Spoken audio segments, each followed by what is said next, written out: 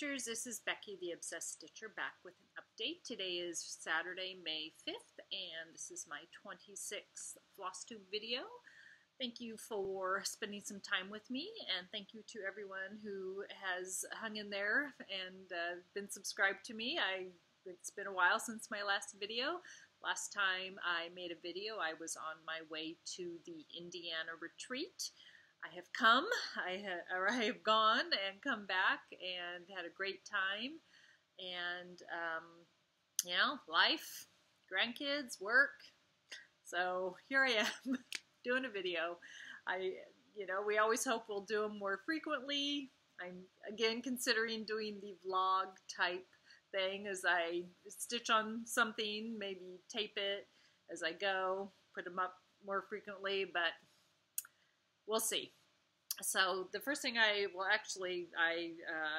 have a lot of new starts. I've got a couple whips, a big finish, and a refinish, as I'm going to call it. But the first thing I want to show you is my finish of my E for my letters from Nora. And I have finished the E. Actually, I think under here, let me show you the pattern, and on the called for, whatever it is, I don't even know what the called for fabric is, so that's how it looked for the photo on the pattern, but mine is on hand-dyed 28 count Irish linen that you get at, or used to get at Joann's. Olivia B. had gifted me with this after she stitched it, and it's heavily beaded. Well, heavily to me, there's a lot of beads on it. Up in here, there's all kinds of beads. You can see them, you can't see the sparkle, but she turned out really nicely. So I will now start on my J for my other granddaughter. So I'm really happy with the way she turned out, and she stitched up fairly quickly. Probably the J will be even quicker because it's a smaller letter. There's not as much to it. So anyway, so that was a finish I'm very happy with. And then my refinish, I will actually put in a couple photos. And what I did was I had finished this a couple years ago, and I had made a hanging banner type thing that I never really cared for. I never hung it up. So I decided to chop out the pieces. I'm going around them with pearl cotton and stitching around each one and then cutting it out and fraying the edges and then putting it, as you see in the photos here, on a little cutting board. And I have that in my office on a table. So I was really happy with those. I've also been using it as my Instagram profile picture. So that, at least they're getting seen now instead of in my craft room. And then I have a couple whips. So one of them is my Christmas Advent calendar. I've been working on these little pieces to put on a Christmas Advent tree I want to make out of like quilting cotton squares, those they call them nickel packs or whatever. I'm hoping to get a cute Christmas one and make a simple Christmas tree, and then put these, affix these to something that will then affix to the tree. Hopefully it all works out in the end. So anyway, I finished 10 of these now. So here you've seen some of these. Here are a few more. And here is a bunch. Again, I love that moose. I'm doing 2 of them because both sets of grandkids, I want to have one for each of them. And then here's the last of this style. They're all from the same book, but then these guys, I'm starting new ones that come out of this book. So each design is about 20 by 20, so I've got to just find ones that fit that and then stitch them up So this is a little mitten. I'm almost done with that guy. So that is one of my whips I've been working on. And then the other one is my Merrily Beams Friendship Sampler. Here is what it will look like when it's done. This is poor pamphlet's been around a while. It's in pretty bad shape. I can't remember where I got it. I had ordered from like North Carolina. I got some off Amazon. Anyway, as you might recall, I'm stitching this for Merrily Beams for her new home. And that is the bald Merrily and myself there. I haven't put our hair in yet, but that's where I am on this piece, and I've been working over here. So I need to get it done so I can give it to her when her new home, when she moves into it. So I think that's all my whips. So the rest are new starts. I've misplaced it. Okay, I will be right back. Okay, I'm back. One of my new starts was supposed to be my New Year new start, but I had messed up on the fabric choice I made. It was the wrong color. I got another one, wrong color again. So when I was in Indiana, that was one of the things I purchased, and it's 40 count espresso. And it was the Smith sampler that my friend Suzanne had gifted to me last year in 2017. And I believe this was a new at market or whatever in 2017 from the Scarlet House. So she gifted me with that.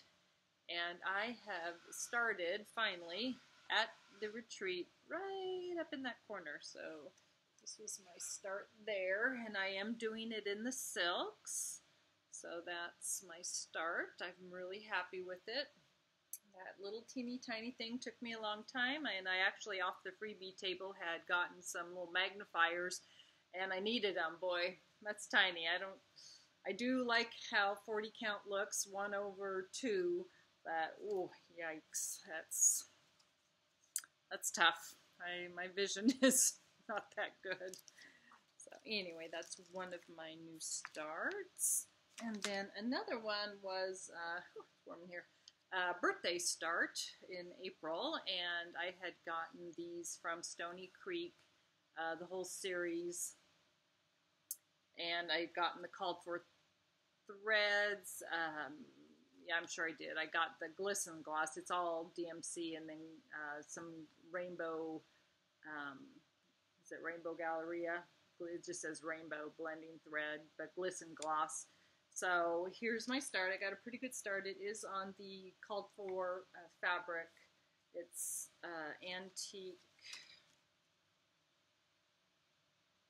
vintage blue whisper cashel.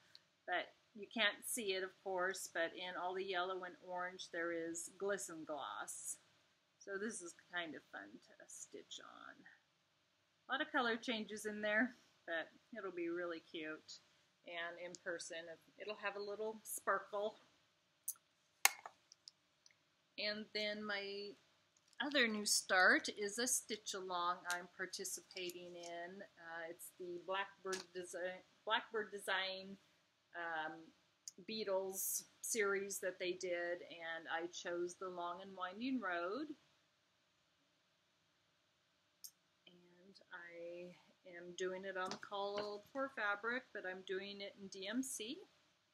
So this is as far as I've gotten.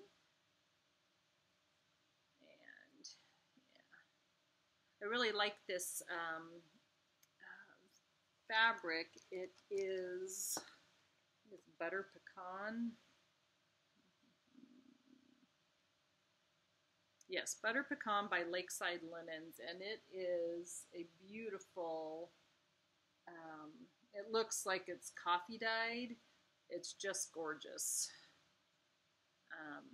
So I'm really happy with that. I will probably get some of that at some point to put in my stash. Actually, I'm going to our local needlework store, the NorCal Stitchers are having a get-together tomorrow, and I might look for some of this because I really like it. I love that color.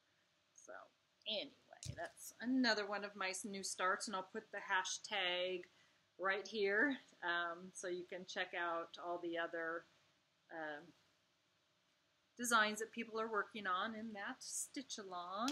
And then in my last video I had said that I had been wanting to do the Nova by Jenny Morrow Designs, and that Vanna and Heidi Cran were working on them, and I wanted to get one just because I thought it was pretty cool. And when I was in Indiana, Vanna had said that she wasn't really enjoying hers and that she would give me hers, just pass it along. So she did that, sent me her whole pattern and her stretcher bars, her anchor floss, and the canvas, and she had done 3 squares. And so now I am in a stitch along with Miss Heidi Cran. She's quite a bit farther than me, but I have finished the top row right there. So it's one of those. It's really, the instructions are fantastic. I don't know if it's needlepoint or counted canvas, what they call it, but I'm really enjoying it. So this is my continuation of Vanna's start. She had completed these first 3, and then I've done the rest of the 15 in that first row. So let's see if that helps. There we go. So I'm really enjoying it, and I am stitching it actually upside down in my floor stand so that this is closer to me, because that's one thing Vanna had said, that it's, you know, so far up. But I had thought, you know, if you turn it upside down and I turn my pattern upside down, I just have to be really careful not to, you know, not do that. But that way it's closer to me, so it's not so difficult to stitch. So that's why my needle minder is upside down when you're looking at it. Right side up. So yeah, I'm really enjoying that. Really enjoying that. Anyway, so I think that's all of my new starts, whips, and so the retreat. So I am going to direct you to my friend Angie's new Flosstube channel, because she showed what we got at the retreat. So the retreat was a really good time. I'll put some pictures in at the end of some of the ladies. You know, I had met a bunch of people when I was there last year, and when we came back, we, you know, a lot of people returned for the second one. We had a great time. We did get out. Angie and I took a cup, and Mary one day too took nice long walks outside. But on that last day that we were there, we had to leave Saturday night or Saturday afternoon because it was pouring down snow. Shannon, Suzanne's daughter, drove us back to the airport. She had experience in driving in the snow, so we got back safely thanks to her. But it was a great time. It was very nice. So a couple of my purchases. I got some freebies. I'm going to, you know, look at Angie's video for the goodies we got from the shop. But I got just a couple pieces of not real exciting thread. I got Mushroom Lugana and new khaki even weave. Mushroom Lugana is also an even weave. Yeah, I'm sure they're even weave, so nothing too exciting. And then these were some of the freebies that I got. This is Needle Praise, the Needle Praise flower sampler. Actually, the picture is lighter in here. When I look at it, it's a pretty dark picture, but I like the style of those flowers there. So, pick that up off the freebie table. So thanks to all the other attendees. And this is the Needle Love Company, another friendship sampler. So it's kind of funny. It is reminiscent of Marilee's samplers and the way she staged them back in the day. I wonder what this is. 1986. So I sit down this pattern. Let me see what Marilee's was published.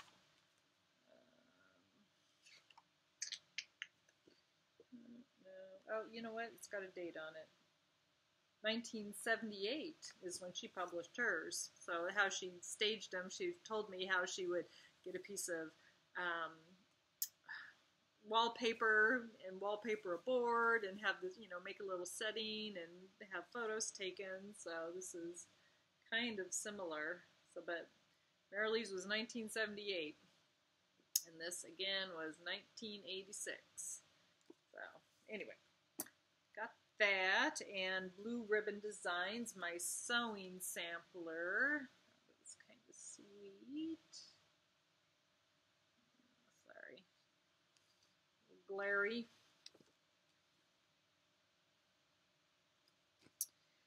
And then there was, I love Rosewood Manor, and someone had left a stack of blank greeting cards, so it's got the pattern as the cover. So I picked up a couple of those, but anyways, that was cool that they've had those too. You know, there's currently, what is it, Across the Seas, Hands Across the Sea, the one that does the sampler reproduction has cards, but anyway. So did Rosewood Manor, does Rosewood Manor. Here's another one, Rosewood Manor, that I got for free. Butterflies flutter by. I think that'll be really pretty. I don't think this picture is doing it justice, but I think that's very pretty. And then one of my purchases, oh, excuse me, was our friend Mary was working on hers at the retreat, and then there was a finished one on much smaller count or over one that was displayed there with where they were selling them. And so we got, a bunch of us got this, and actually we bought all they had, One Nation by Bygone Stitches, that has each of the states listed as they were added to the country, or to the Union. So there that is. That'll be fun to do someday. I gotta decide, because it's big. And then there's two more that I purchased. Redbird Sampler. And I did, it was earlier in the year, the retreat was this year, so there wasn't as many birds out, but I did see a couple cardinals, no, excuse me, and one or two chickadees, not nearly as many as we saw last year, but I thought that was very sweet. And then I got this one also, Every Bird Welcome by, what's that? Imaginating. Got that.